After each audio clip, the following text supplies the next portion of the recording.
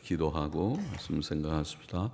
하나님 아버지, 이 저녁에도 저희들이 하나님의 말씀 앞에 앉아싸우니 하나님께서 모인 이 회중을 사랑하시고 또 하나님의 말씀을 주옵소서. 신구약 성경은 하나님의 말씀이오니 정확무오한 유일의 규칙이 되며 우리의 신앙과 행위의 규칙이 되는 말씀인 줄을 저희들이 알고 있사오니 하나님이여, 주님 말씀하여 주시고 이 책의 말씀을 깨닫게 하여 주시고 또 미천하고 무익한 종이 하나님의 말씀을 바르게 해석할 수 있는 지혜와 성실함을 주시고 성령님의 지도하심과 도우심을 주셔서 하나님의 말씀을 바르게 해석하며 또 함께 묵상하게 하여 주옵소서. 하나님께서 말씀을 주심으로 전하며 해석하게 하시고 하나님께서 은혜를 주심으로 말씀을 듣고 깨닫게 하여 주시고 또 믿어야 될 것을 믿고 행해야 될 것을 행할 수 있는 은혜를 저희에게 내려 주옵소서. 예수님의 이름으로 감사하며 기도하옵나이다.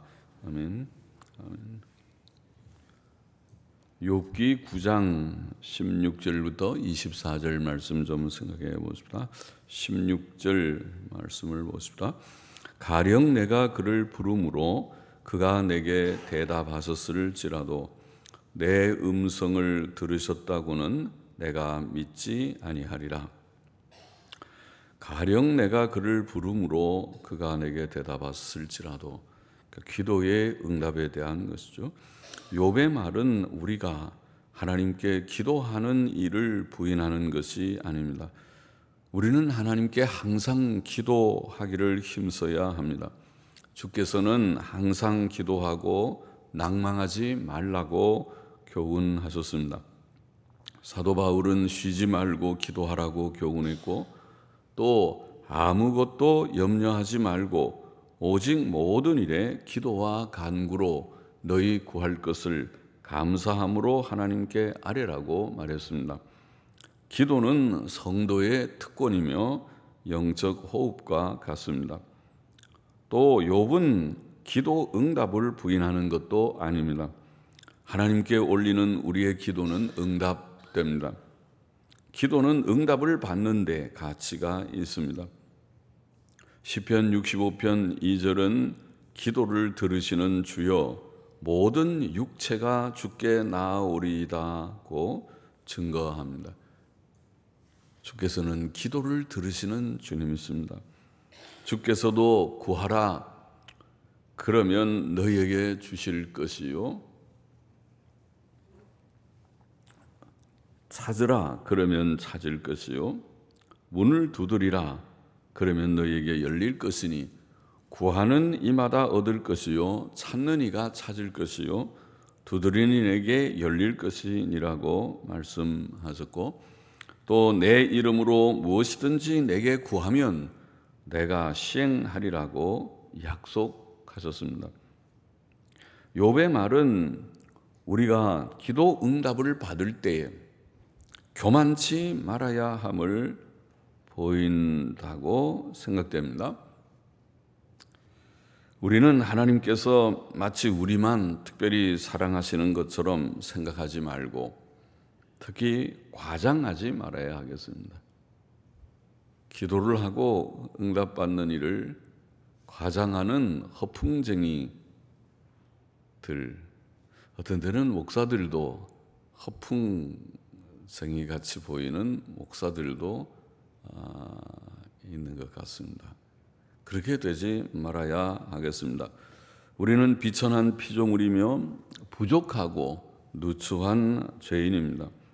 그러므로 기도 응답을 받았어도 우리의 부족한 점들을 생각하면 감히 무엇을 자랑할 수 없고 오직 하나님께 겸손과 두려움으로 감사해야 할 뿐입니다.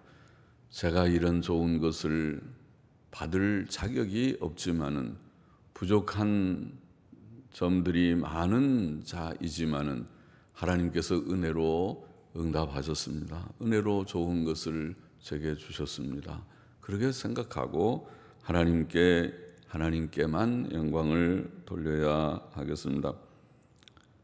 즉 우리는 기도의 응답 때문에 영적 교만에 떨어지지 않도록 조심해야 하겠다는 말입니다. 17절 보십시다. 그가 폭풍으로 나를 꺾으시고 까닭 없이 내 상처를 많게 하시며 나로 숨을 쉬지 못하게 하시며 괴로움으로 내게 채우시는구나. 힘으로 말하면 그가 강하시고 심판으로 말하면 누가 그를 호출하겠느냐. 자, 욥은 자신이 당하는 큰 고통이 하나님께서 주신 것이라고 말합니다. 우리는 이유를 알 수 없는 고난 중에라도 불평하거나 낙심치 말고 그 고난이 하나님께로서 왔음을 인정해야 합니다. 그를 호출한다. 누가 그를 호출하겠느냐는 그를 호출한다는 원어는 나를 호출한다는 뜻입니다.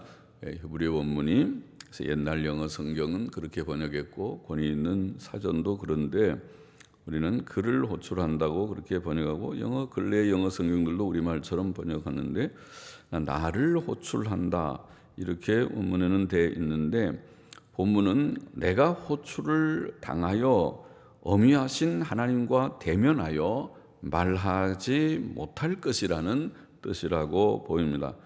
누가 나를 호출하겠느냐?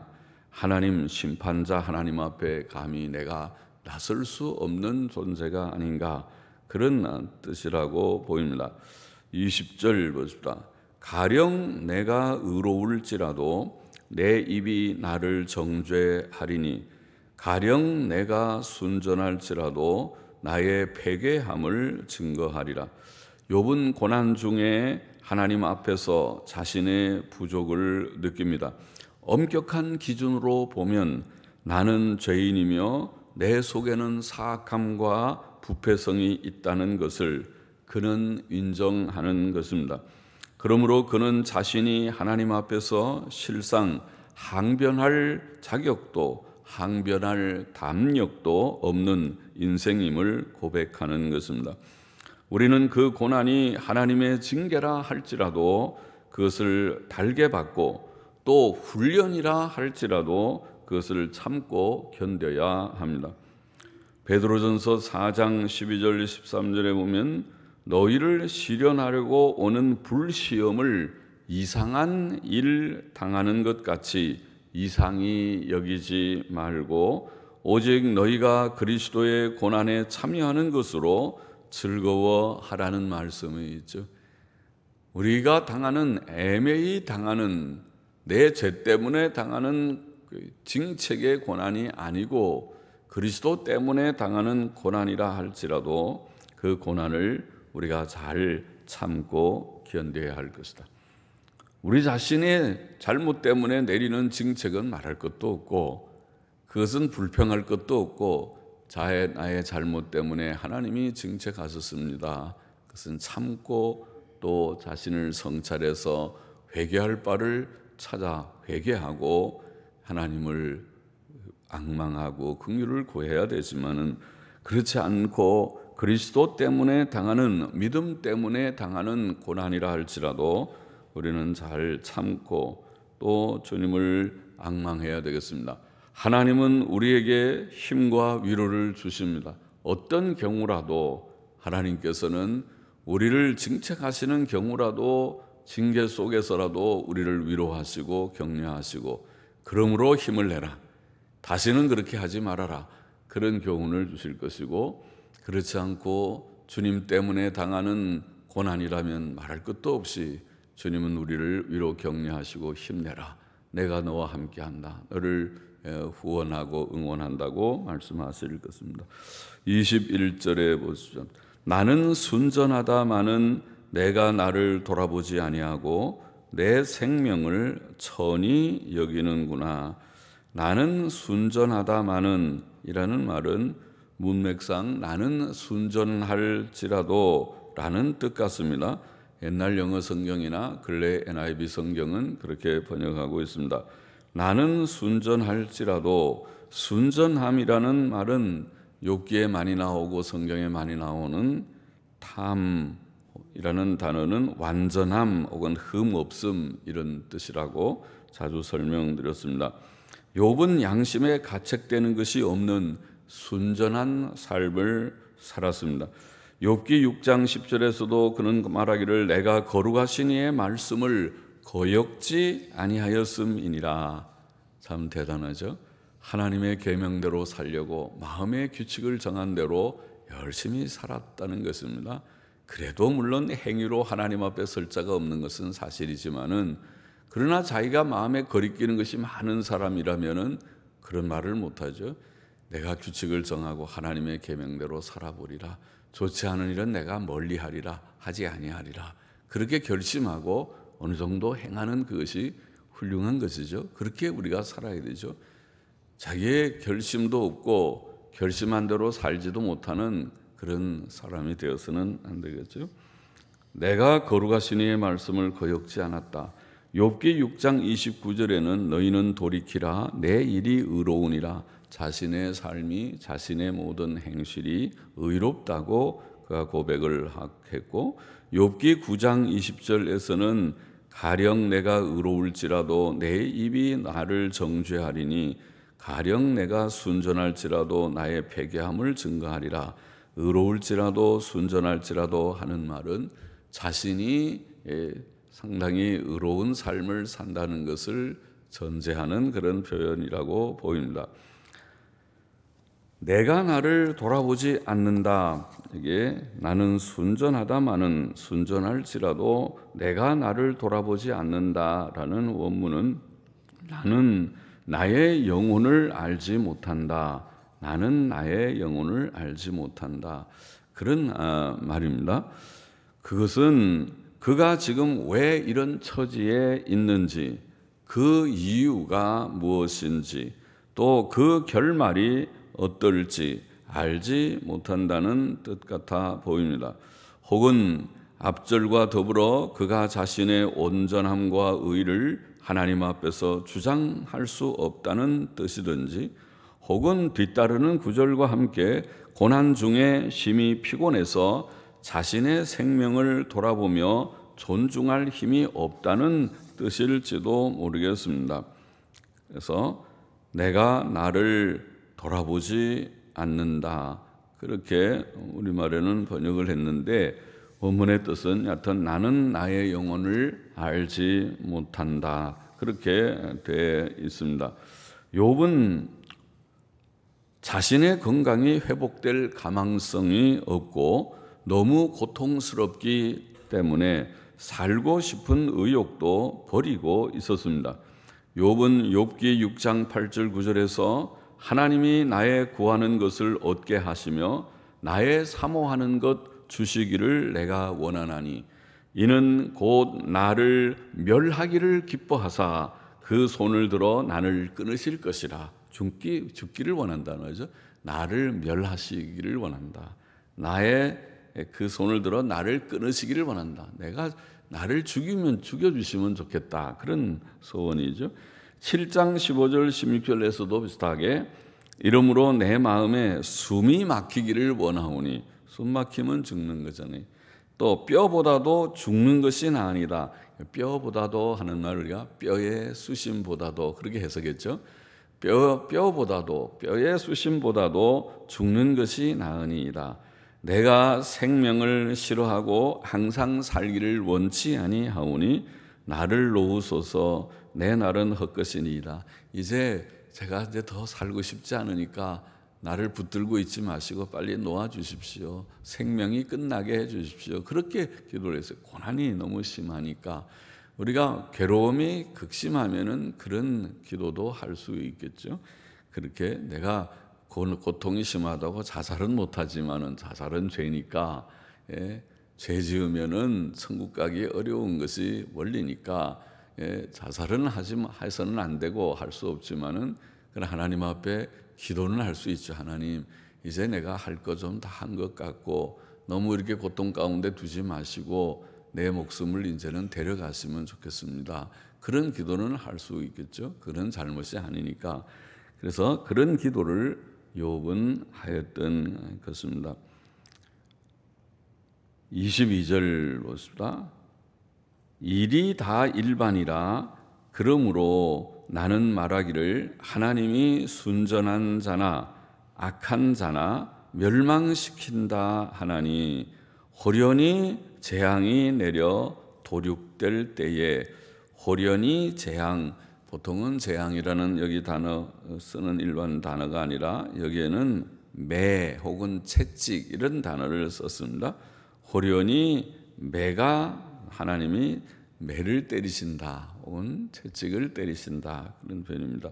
내려 도륙될 때, 도륙은 사람이 죽는 거죠. 죽임을 당하는 것이 도륙되는 거죠. 그러니까 사람들을 죽일 때에 무죄한 자의 고난을 그가 비웃으시리라.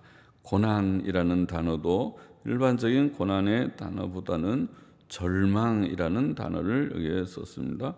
그래서 근래의 영어 성경들은 그렇게 썼고 번역했고, 옛날 영어 성경은 우리랑 비슷하게 시련이라는 뜻의 단어를 사용했습니다.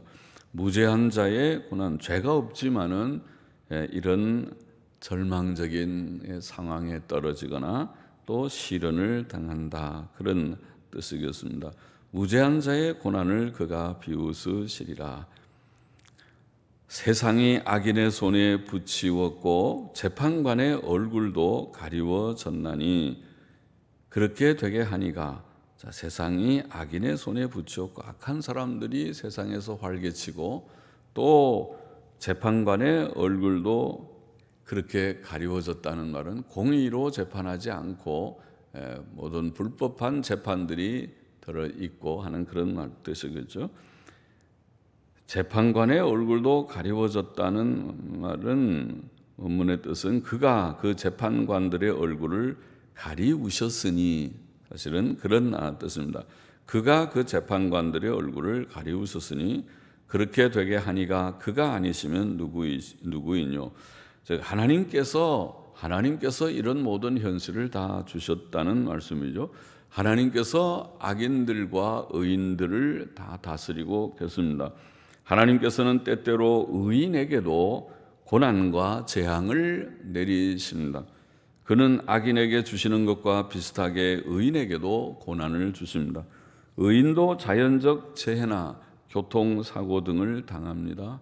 악한 사람들만 교통사고 나서 죽지 않고 어떤 데는 성도도 죽을 때가 있고, 또 홍수가 나거나 자연재해가 나면 악한 사람들만 다 죽는 것이 아니고 거기에는 의인들도 성도들도 죽을 수 있고 죽는 경우가 있을 것입니다. 또 악한 세상에서 의인이 불의한 재판을 받고 고통을 받기도 합니다. 또 보통은 그 재난이 욥의 경우처럼 일시적이지만 어떤 경우는 순교의 죽음으로 끝나기도 합니다. 그렇죠? 그것이 우리가 악한 정권들, 옛날의 로마 제국이나 또 중세시대의 모든 천주교 정권들이나 얼마나 많은 천주교는 종교와 정치가 결탁되어 있어서 한번 종교가 무엇을 시사하면 저 어느 지역은 이단자들의 소굴과 같으니 그 지역을 다 멸하라 그렇게 하면은 그 다음에 정치가들이 그 뜻을 받들어서 나가서 종교 전쟁을 했습니다. 가서 거기를 가서 다 죽이고 그것을 의로운 일이라고 생각했어요. 그것이 유명한 십자군 전쟁까지 된 것입니다. 그런 전쟁, 그것은 종교적인 동기, 종교적인 어떤 가치관을 가지고 전쟁을 한 것이죠. 그런 일들이나 또 많은 그런 핍박을 당하는 일들이 있게 되었습니다. 그래서 일제시대에 많은 핍박을 당하고 공산치하에서도 당하고, 그리고 지금도 공산권에서는 그런 핍박들이 없지 않습니다. 중국까지도 그런 핍박이 있다는 것을 간혹 소식을 우리가 듣지 않습니까? 믿는 일 때문에 감옥에 들어가고 믿는 일 때문에 핍박을 받는 일이 있고, 북한은 말할 것도 없습니다. 북한은 성경책을 갖고 있었다는 것 때문에 그들은 수용소에 들어가고 고통스러운 그런 벌을 받는 그런 일들이 많이 있는 것을 우리가 알고 있습니다.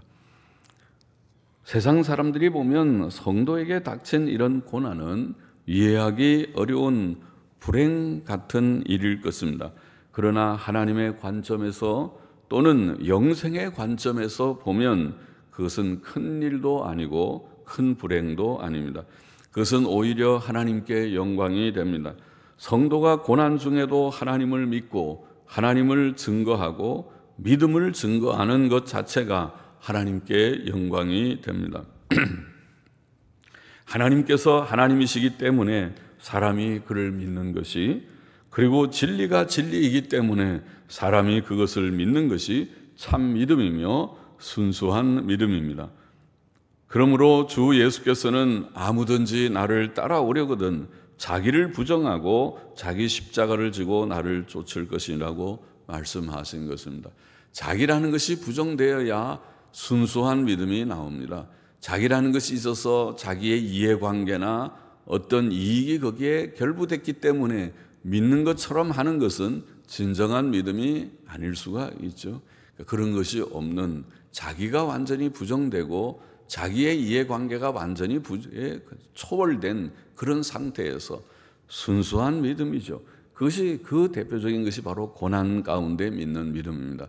그래서 한 번씩 하나님께서는 세계적인 고난을 믿는 세계에 주셔서 다시 채로 걸러내듯이, 곡식과 가라지를 걸러내듯이 참된 것과 미선적인 것을 가려내듯이 하시는 것인지도 모르겠습니다. 그래서 성도들이 당하는 고난은 오히려 하나님께 큰 영광이 된다고 말할 수 있는 것입니다. 물론 많은 경우에 하나님께서는 이 세상에서 악인들을 공의로 심판하십니다. 그는 의와 선을 행하는 자들에게 평안과 복을 주시고, 일반적으로는 또 불의와 악을 행하는 자들에게는 재앙과 화를 주십니다. 그러므로 그는 사람들로 하여금 공의로 세상을 다스리시고 선악을 심판하시고 보응하시는 하나님께서 계심을 깨닫게 하십니다. 시편 58편 11절은 때에 사람의 말이 진실로 의인에게 갚음이 있고 진실로 땅에서 판단하시는 하나님이 계시다 하리로다, 그렇게 말씀을 했습니다. 그것이 일반적이지만은 때로는 하나님께서 변칙적으로 의인에게도 고난을 주고 핍박을 주고 심지어 순교의 잔을 마시게 하는 경우도 있다는 말씀입니다. 욥기는 고난의 이유를 설명하면서 고난은 자신의 죄 때문에 오는 것은 말할 것도 없고 그것은 당연히 율법이 말하고 있는 원리고 그런 고난이 있고 그것이 대다수의 고난의 경우일 것이고, 그러나 그렇지 않은 고난이 있다. 성도들이 당하는 고난, 의인의 고난, 그것의 절정이 메시아의 고난이죠. 예수님께서 당하신 고난은 그가 자기의 죄 때문이 아니고 인류의 죄를 대신한 고난, 그것이야말로 자기 죄 때문에 지는 고난하고는 너무 거리가 먼 것이죠.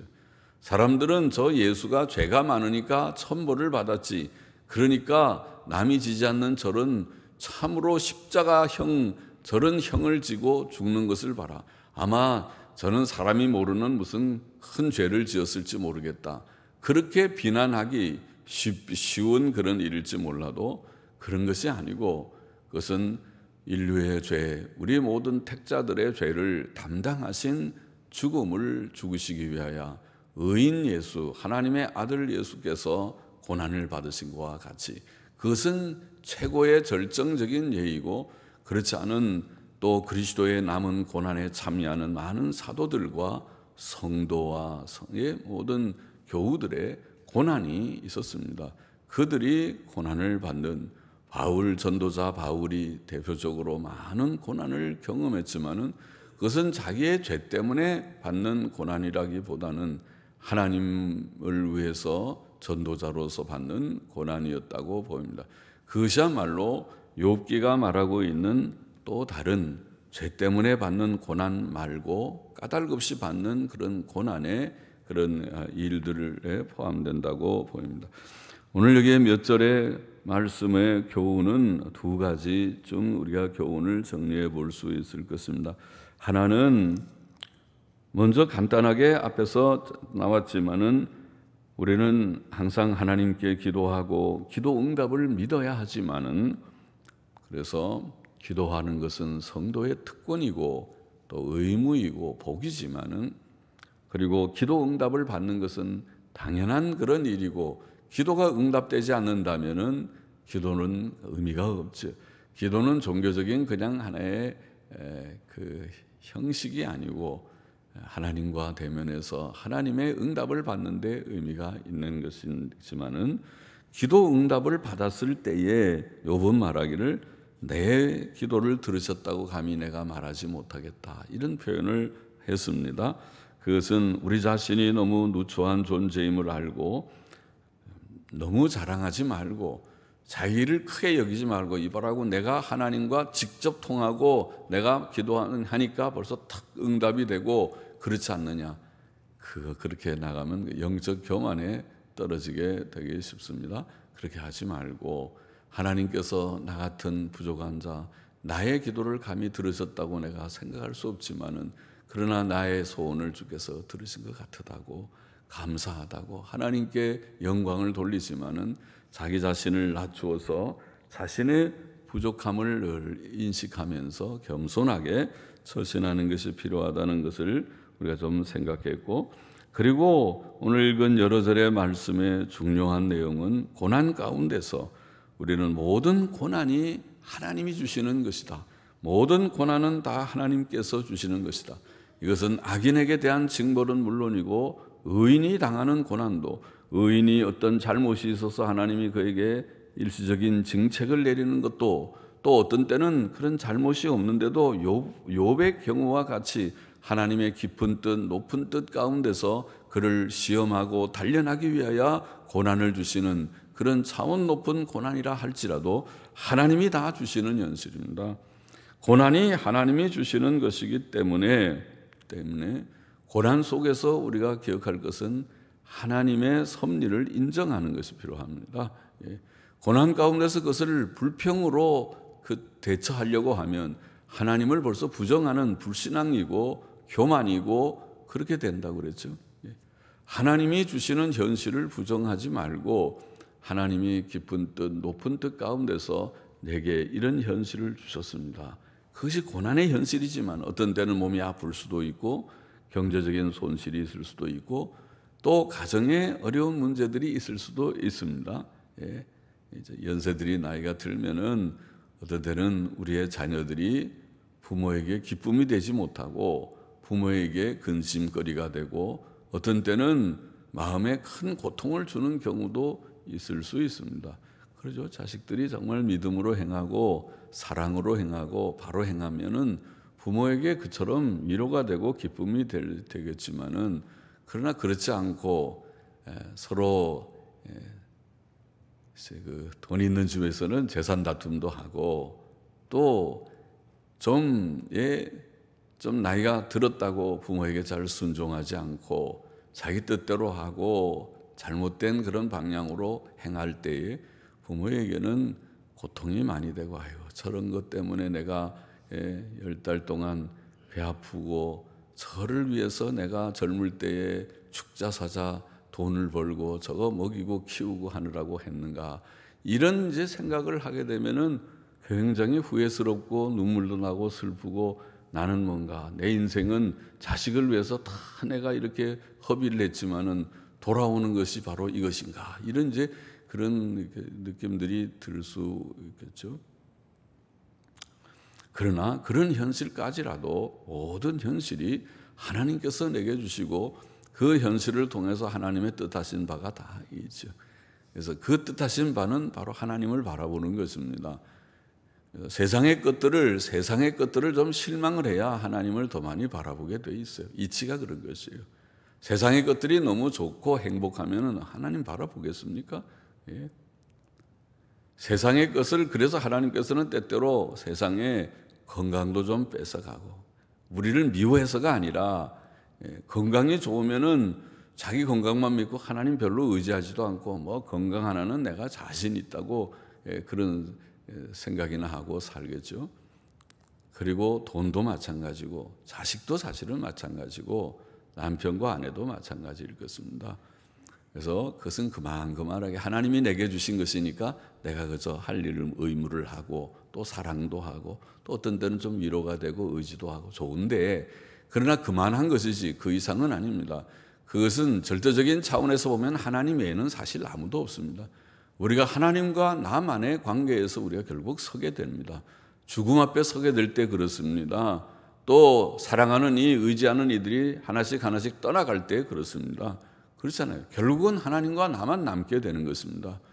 그래서 이것은 종교적인 문제고 신앙의 문제고 그런 것입니다. 그래서 그것을 우리가 일찍 터득하는 것이 믿음의 길입니다.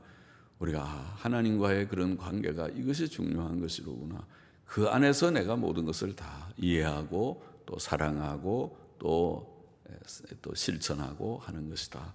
그렇게 우리가 깨달아야 하겠습니다. 그래서 모든 고난이 다 하나님께서 주시는 것이고 또 의인에게도 때때로 하나님이 이런 고난을 주시니까 고난 중에서 섭리자 하나님을 인정하고, 그게 중요한 거예요. 하나님이 주신 것이다 인정하고, 그 다음에 하나님께서 주시는 고난이기 때문에 그것을 일단은 긍정해서 달게 받아요. 그것을 배척하고 싫다고 그러지 말고, 하나님이 받으라면 받아야죠. 하나님께서 아들 이삭이라도 바치라 그러면 그게 정답이지 왜 바칩니까 하고 뭐 말하려면 할 말이 많겠지만 그렇게 하는 것이 인간이 하나님 앞에서 올바른 태도가 아니란 말이죠. 하나님께서 깊은 뜻 높은 뜻 가운데서 명령하시면 하나님은 명령하실 수 있는 절대적인 권한을 가진 분이 아닙니까? 우리는 피조물입니다. 그러니까 우리의 위치를 정말 안다면 그렇게 하지 않고 밖에 없습니다. 그렇게 하겠습니다. 이것이 하나님의 뜻이라면 내 뜻을 꺾고 접고 하나님의 뜻대로 하겠습니다. 그런 마음이죠. 그래서 현실을 우리가 달게 받아야 된다는 것이고, 그리고 또 물론 성도로서는 생각나는 죄, 깨닫는 죄가 있으면 철저하게 회개해야 됩니다. 왜냐하면 고난이라는 것은 많은 경우에 우리의 부족 때문에 오는 것이라고 말씀했기 때문에, 그래서 이 고난이 혹시 나의 부족, 이런저런 부족 때문이 아닌가, 자신을 성찰하는 것은 기본입니다. 필수적인 것입니다. 그래서 자기를 성찰하고 무엇이든지 거리끼는 것이나 깨닫는 죄가 있으면 다 고백하고 버리기를 결심해야 됩니다. 그렇지 않으면 결코 그 고난은 우리에게서 지나가지 않습니다. 고난이라고 하는 것이 하나님의 징책 때문에 온 것일 경우에는 반드시 그 나의 부족한 것을 고백하고 버릴 때에 고난에서부터 구원함을 얻게 되는 것은 이치입니다. 그래서 그 죄를 깨닫는 죄가, 생각나는 죄가 있으면 고백하고 버리고 또 현실을 좀 참고 인내하고 하나님을 바라보면서, 하나님은 하나님의 긍휼로 우리를 구원하셨기 때문에 긍휼로 모든 현실의 어려운 문제들을 넉넉히 도우시고도 남음이 있습니다. 아들을 우리에게 주시니까 이 모든 것들, 우리 주위에 있는 많은 날마다 부닥치는 현실들은 구원은 아들 예수님을 주셔서 십자가 대속으로 우리를 구원하신, 지옥에서 구원하신 그 거대한 중대한 사실에 비해 보면 아무것도 아닙니다. 그것은 무슨 일용할 양식의 문제요, 건강의 문제요, 다른 어떤 문제, 무슨 문제든지 그거는 사실 아무 문제가 비교할 수 없는 정도의 그런, 이것에 비하면 작은 문제라는 말이죠. 그래서 하나님께서 우리를 도우신 큰 긍휼, 하나님의 은혜를 우리가 확신한다면 이것은 아무것도 아니다, 능히 도우실 것을 믿고, 그래서 예수 그리스도의 이름으로 기도하는 것입니다. 예수 그리스도를 의지하고 그 긍휼을 의지해서 하나님, 내 마음에 좀 위로를 좀 주세요. 어려운 일이 당하면 위로가 얼마나 필요한데요. 사람의 위로도 힘이 되는데요. 사람이 친구가 힘내 친구야, 그거 별거 아니잖아, 다 나도 전에 그런 일 당했는데 힘내, 그렇게 한마디 하면 되게 위로가 될 거예요. 그런 하나님의 위로가 우리에게 있고, 하나님께서 우리를 위로하시고 힘내라, 아무것도 염려하지 말라, 내가 너와 함께한다. 하나님이 성경에서 얼마나 우리에게 많은 약속을 하십니까? 하나님의 위로가 있고, 또 하나님께서 우리를 그 어려움에서 곧 건져주시고 도와주실 것이기 때문에 고난 가운데서는 하나님을 그렇게 바라보고 하나님의 긍휼을 의지해야 할 것이다. 그것이 오늘 이 욥기에 지금 읽은 부분에서도 많은 지금 부분에서 그런 말씀을 하고 있지만 이 부분에서도 우리가 다시 깨닫게 되는 교훈입니다. 기도하십시다. 하나님 아버지, 우리가 고난을 당할 때에 하나님의 주권적 섭리를 의심하지 말고 잊어버리지 말고 인정하고 현실을 받아들이고 또 그 속에서 혹 우리의 부족과 연약이 있는지 자기 성찰을 해서 고칠 것은 철저히 주님 고백하고 고치기를 결심하고 고쳐나가게 하여 주시고 또 하나님의 긍휼을 의심치 말고 의탁하고 의지하며 하나님의 위로를 또 힘입고 또 하나님의 주시는 도우심과 구원을 체험하며 나아가는 저희 모두가 되게 하여 주옵소서. 어떠한 현실 속에서도 낭망하지 않고 믿음으로 승리하는 우리 모두가 되게 하여 주옵소서. 예수님의 이름으로 감사하며 기도하옵나이다. 아멘. 아멘.